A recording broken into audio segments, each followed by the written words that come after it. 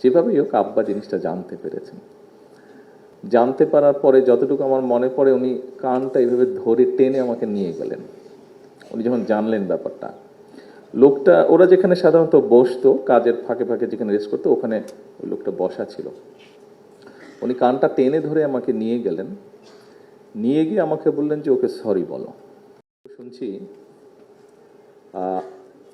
আমি চিন্তা করছি যে আচ্ছা আমি শুরুটা করব কিভাবে। কারণ এই জন্য এটা চিন্তা করছিলাম যে আমরা এখানে যারা উপস্থিত আছে, আমরা প্রত্যেকেই শহীদ জিয়ার গঠিত রাজনৈতিক আদর্শে গঠিত বাংলাদেশ জাতীয়তাবাদী দলের সদস্য। দলের সাংগঠনিক স্ট্রাকচার অনুযায়ী বিভিন্ন জন বিভিন্ন দায়িত্বে আমরা নিয়োজিত আছি। এই মঞ্চে খুব সম্ভবত আমি যতটুকু ধারণা করতে পারি, সেলিমা আপা আছেন একমাত্র। শহীদ জিয়া যখন জীবিত ছিলেন দপ্তরে বোধহয় সেলিমা আপা কাজ করতেন। কাজে সরাসরি যদি শহীদ জিয়ার সহকর্মী বলা হয়, মঞ্চে একজন উপস্থিত আছেন, অন্যরা বিভিন্ন সময় হয়তো দূরে থেকে কাজ করেছেন। সামনে যারা উপস্থিত আছেন আপনারা খুব সম্ভবত অধিকাংশই মনে হয় শহীদ জিয়াকে সামনাসামনি সেভাবে দেখেননি, হাতে গোনা কয়েকজন ছাড়া। জীবিত শহীদ জিয়াকে সামনাসামনি দেখেননি কেউ কেউ, সবাই না, আমি বলেছি অধিকাংশ, মানে কমেন্ট মধ্যেও যারা আছেন তারা দেখেছেন অনেকে। প্রবলেমটা হয়েছে আমার, এই জন্য প্রবলেমটা যে আমি কোন অবস্থান থেকে কথা বলবো, কারণ উনি তো আমার পিতা। এই মুহূর্তে আমি হয়তো দলের দায়িত্বে আছি, দলের একজন রাজনৈতিক কর্মী হিসাবে আছি, ওই হিসাবে চিন্তা করলে উনি আমার নেতা, আবার আরেক দিক দিয়ে চিন্তা করলে আমি ওনার সন্তান। কাজে আমি এখন কোন অবস্থান থেকে কোন দিক থেকে বক্তব্য রাখবো, এটা খুব ডিফিকাল্ট একটা বিষয় আমার জন্য, আমার কাছে মনে হয়েছে।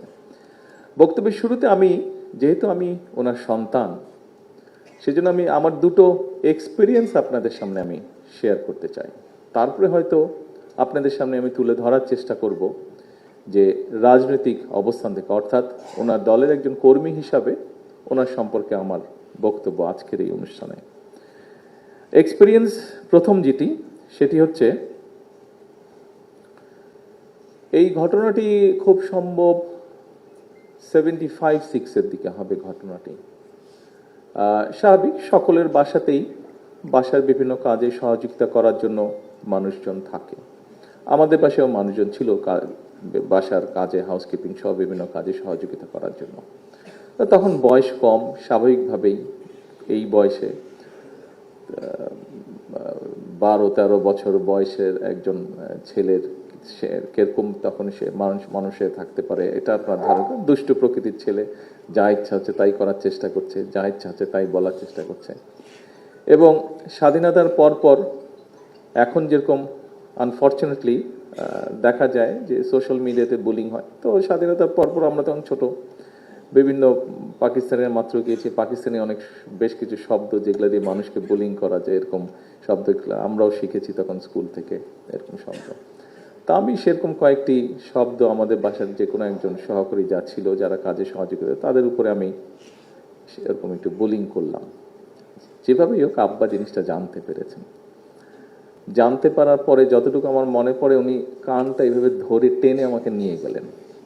উনি যখন জানলেন ব্যাপারটা, লোকটা ওরা যেখানে সাধারণত বসতো কাজের ফাঁকে ফাঁকে যেখানে রেস্ট করতো, ওখানে ওই লোকটা বসা ছিল।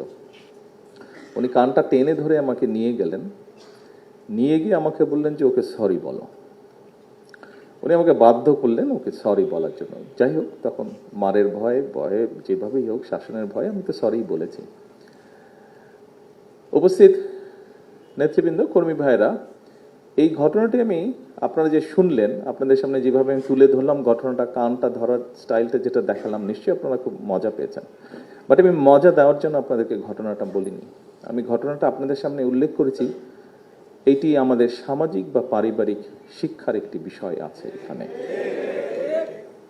আমার কাছে 17 বছর পরে দেশে ফেরার পরে আমি মহাসচিব সাহেবের সাথে, আরো কয়েকজন সিনিয়র নেতৃবৃন্দের সাথেও মাঝে সাঝে কথা প্রসঙ্গে আলাপ করেছি। আমার কাছে মনে হয়েছে আমরা ছোটবেলায় যেই পারিবারিক বা সামাজিক শিক্ষাটা পেয়েছিলাম, কোথায় যেন একটা অভাব মনে হয়েছে দেশে ফিরে আসার পরে।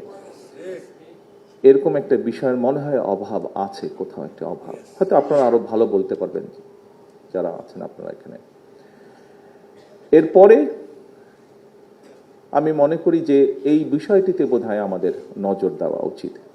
এর ভিতরেই সরকারের দায়িত্বভার গ্রহণ করার পরই আমি আমাদের তথ্য মন্ত্রণালয়ের দায়িত্বে নিয়োজিত যারা আছেন তাদের সাথে আমি বসেছিলাম। আমি তাদের সাথে কান ধরার ঘটনাটি বলিনি, তবে আমার যে এক্সপিরিয়েন্সটি সেটি আমি তাদের কাছে বলেছি যে মূল্যবোধের যে একটা ঘাটতি দেখা যাচ্ছে, এই ব্যাপারে তারা এবং শিক্ষা মন্ত্রণালয় কিভাবে কাজ করতে পারে। অর্থাৎ আমাদের সমাজের সামাজিক মূল্যবোধ, আমাদের সমাজ ব্যবস্থায় পারিবারিক যে মূল্যবোধ, একই সাথে আমাদের ধর্মীয় মূল্যবোধ, অনেকগুলো ছোট ছোট বিষয়, মুরব্বীদেরকে শ্রদ্ধা করা, অসহায়কে সহযোগিতা করা, মানুষের সাথে বিনয়ীভাবে কথা বলা, এই যে এরকম আরও যেগুলো মূল্যবোধ আছে, এই বিষয়গুলো কিভাবে আবার শিশুদের মধ্যে, আগামী ভবিষ্যৎ প্রজন্ম যারা, তাদের মধ্যে আবার কিভাবে জিনিসগুলো নিয়ে যাওয়া যায়, আবার কিভাবে তাদের মধ্যে জিনিসগুলো দেওয়া যায়, এই বিষয়ে আমি আলোচনা করেছিলাম। এই বিষয়ে আমরা চেষ্টা করছি কাজ করতে। প্রিয় উপস্থিতিবৃন্দ, সম্মানিত সকল উপস্থিতিবৃন্দ, আমার মনে হয় এটি একটি গুরুত্বপূর্ণ বিষয় আগামী দিনের জন্য আমাদের। Open media cell.